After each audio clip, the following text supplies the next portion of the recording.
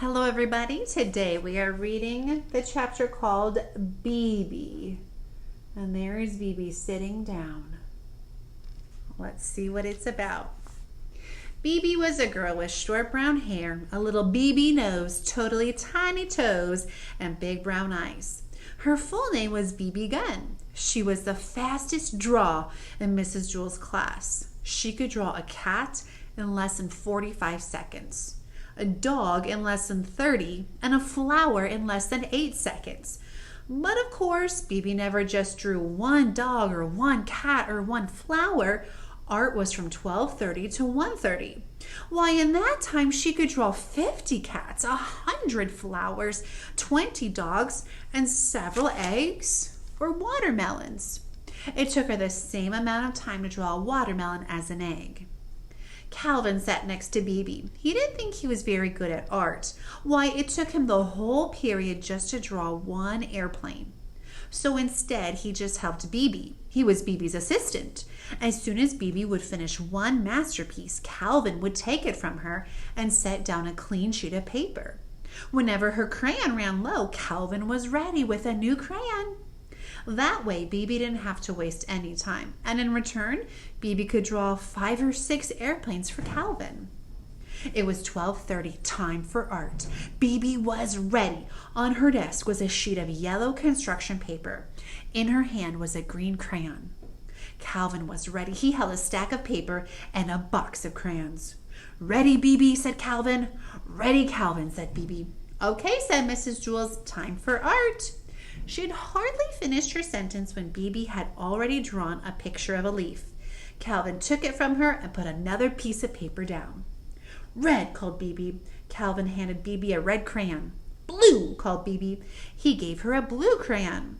They were quite a pair. Their teamwork was remarkable.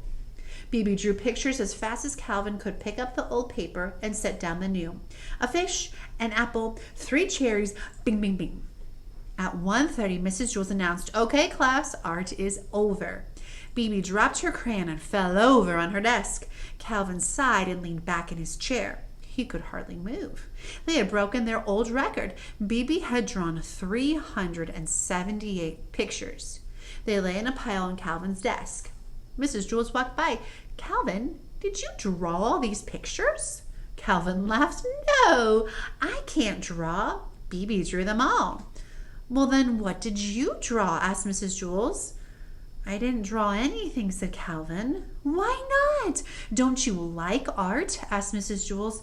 "I love art," said Calvin. "That's why I didn't draw anything." Mrs. Jewell did not understand. "It would have taken me the whole period just to draw one picture," said Calvin, "and Bebe would only have been able to draw 100 pictures. But with the two of us working together, she was able to draw 378 pictures. That's a lot more art." Bebe and Calvin shook hands. "No," said Mrs. Jewell, "that isn't how you measure art. It isn't how many pictures you have, but how good the pictures are. Why, a person could spend his whole life just drawing one picture of a cat. In that time, I'm sure Bebe could draw 1,000,000 cats." 2,000,000, said Bebe. Mrs. Jewell continued, "But if that one picture is better than each of Bebe's 2,000,000, then that person has produced more art than Bebe." Bebe looked as if she was going to cry. She picked up all the pictures from Calvin's desk and threw them in the garbage. Then she ran from the room. "I thought her pictures were good," said Calvin. He reached into the garbage pail and took out a crumpled picture of an airplane. Bebe walked outside into the playground. Louis, the yard teacher, spotted her.